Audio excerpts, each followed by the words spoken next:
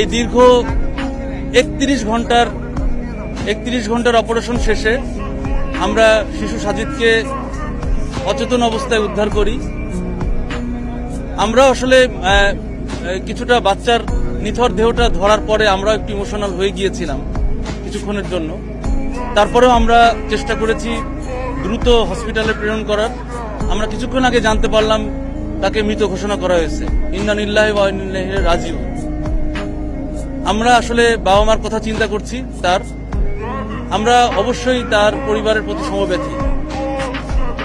তা যেটা বলছিলাম যে অপারেশনটা আসলে কোনো সিস্টেমেটিক কোনো অপারেশন নয়।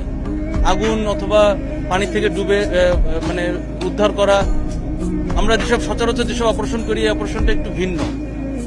এখানে অনেক চ্যালেঞ্জ ছিল, অনেক সমস্যা ছিল এবং সকল সীমাবদ্ধতার মধ্যে দিয়ে আমাদের সবাই আমরা একযোগে কাজ করেছি। বিশেষ করে ইউনো সাহেবকে আমি ধন্যবাদ দিব আমাদের প্রত্যেকটা মুহূর্তে সর্বাত্মকভাবে সহযোগিতা করার জন্য, এবং অন্যান্য তার সাথে সংশ্লিষ্ট সকল সংস্থা সবসময় সাথে ছিলেন।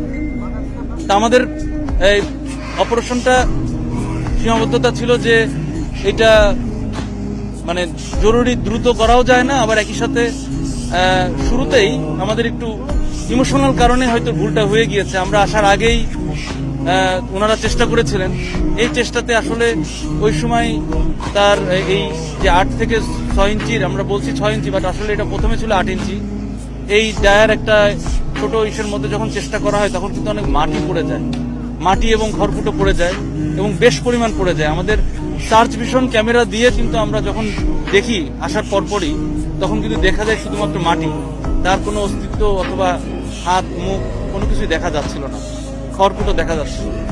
তখনই আমরা আসলে ভয় পেয়ে যাই। তারপরেও আমরা চেষ্টা করি যে আমরা মনে ধরেই নিই যে সার্ভাইভেলিটি ঠিক রেখে যেন আমরা কাজ করি।